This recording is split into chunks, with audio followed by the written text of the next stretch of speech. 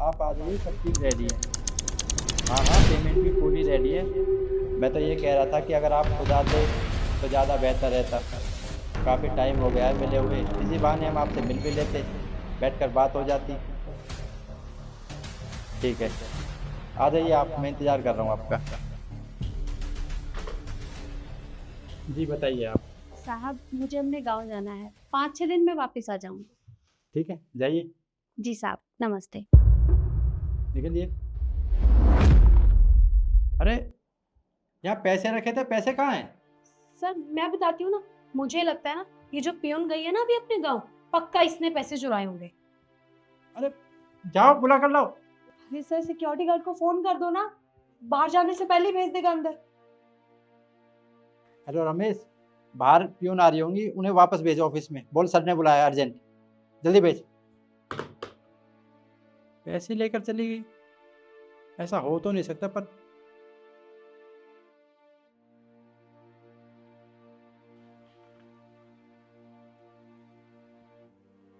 जी साहब, आपने बुलाया?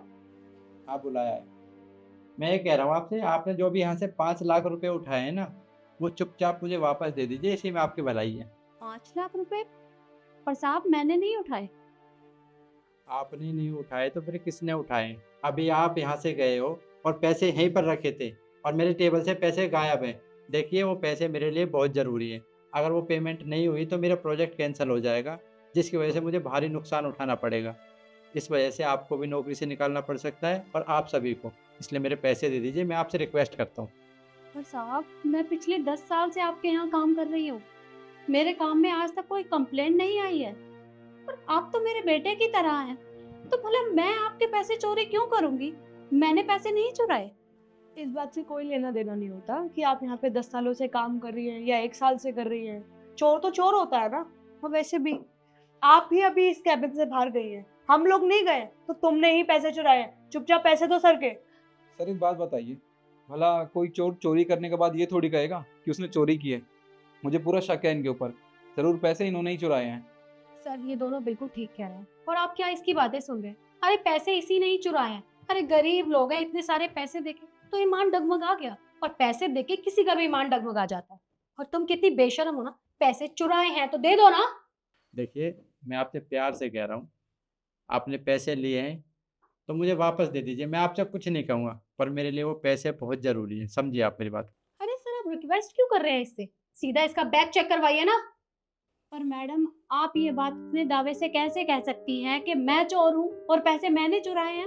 अरे तो क्या हो गया, अगर तुमने पैसे नहीं चुराए हैं, तुम इतनी सीधी हो तो अपना बैग चेक करा दो। अभी दूध का दूध और पानी का पानी हो जाएगा। अरे पर मेरा बैग चेक ही क्यों करना है, इसमें पैसे नहीं है।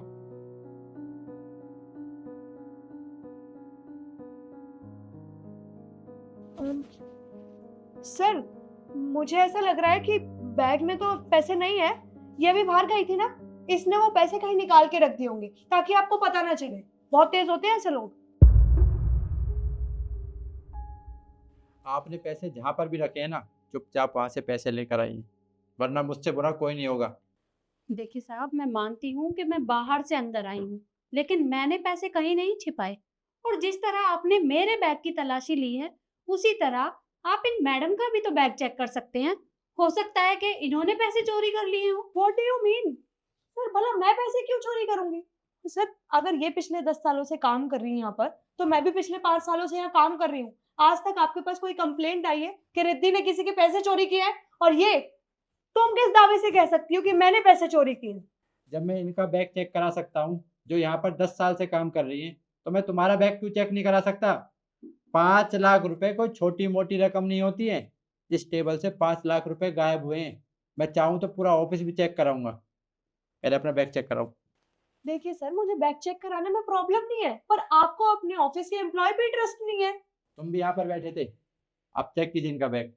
जी साहब। सर वो, अरे छोड़िए ना।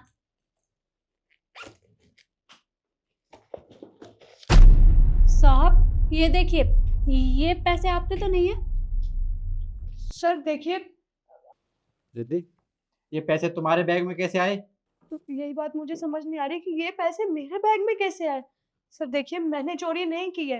मैं आपके सामने इतनी देर से बैठी हुई हूँ, आप फोन पे भी बात कर रहे थे, पर मैं भला पैसे चुरा के अपने बैग में क्यों रखूंगी?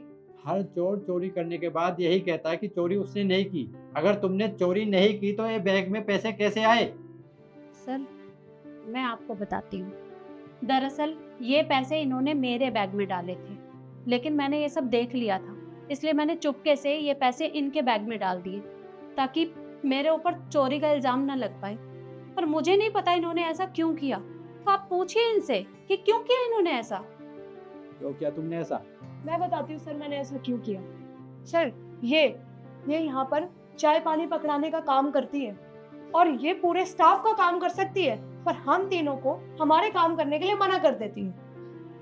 सर एक बात बताइए, कभी कभी हम घर से खाना नहीं लेके आते तो हम इसे बोल देते हैं कि हमारे लिए बाहर से खाना ले आओ, मुंह पे साफ मना कर देती है। सर इसका काम तो यही है ना, फिर मना क्यों करती है ये? इसीलिए बस ये सब किया ताकि आप इसे यहाँ से बाहर निकाल दें।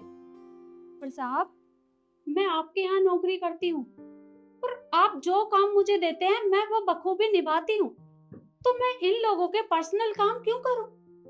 ये मुझे रोज बाहर भेजते हैं, कभी मुझसे बर्गर मंगवाते हैं, कभी कुछ मंगवाते हैं, कभी कुछ मंगवाते हैं, और तो और सिगरेट भी मुझसे ही मंगवाते हैं।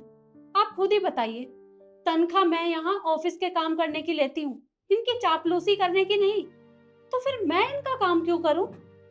और साहब, मुझे लगता है कि इन्होंने जलन की वजह से मेरे ऊपर चोरी का इल्जाम लगाया है ताकि आप मुझे नौकरी से बाहर निकाल दें। नौकरी से तो मैं जरूर निकालूंगा, लेकिन आपको नहीं, इन तीनों को जिन्होंने ये हरकत की है, अभी की अभी मेरी कंपनी से निकल जाओ। पर सर देखिए हमारी गलती है, मानते हैं हम, पर सर हमारा तरीका गलत हो सकता है बट हमारी इंटेंशंस बिल्कुल सही थी। सर इसका जो काम है ये वो नहीं करती है और हमारे मुंह पे मना कर देती है। पर सर ठीक है, हमसे गलती हो गई, we are really sorry sir, please आप ऐसे मत करिए। गुस्से में तुम कुछ भी करोगी? अरे तुम्हें सोचना चाहिए, तुम जिनके ऊपर चोरी का इल्जाम लगवा रही हो उनके ऊपर घर की जिम्मेदारी है, उनके छोटे छोटे बच्चे हैं, उनका पति पहले ही खत्म हो चुका है और तुम उसके बाद भी ऐसी हरकत कर रही हो। तुमने एक बार भी मेरे बारे में नहीं सोचा? जो कंपनी का नुकसान करवाने के बारे में ना सोचे एम्प्लॉय, ऐसे एम्प्लॉय की मुझे कंपनी में कोई ज़रूरत नहीं है। निकलो। सर देखिए हमसे गलती हो गई सर, आपको पता है नौकरी कितनी मुश्किल से मिलती है सर, प्लीज आप बाहर मत निकालिए, आगे से कभी नहीं होगा ऐसा। मैं तुम लोगों से प्यार से कह रहा हूँ, चुपचाप यहाँ से चले जाओ, वरना मुझे पुलिस को बुलाना पड़ेगा। और मैं नहीं चाहता कि मेरे ऑफिस में पुलिस आए। अगर पुलिस आएगी तो बाहर लोगों को पता चलेगा कि मेरे ऑफिस के एम्प्लॉई हेरा फेरी करते हैं। इसलिए चुपचाप यहाँ से निकल जाओ, इसी में तुम्हारी भलाई है। जाओ।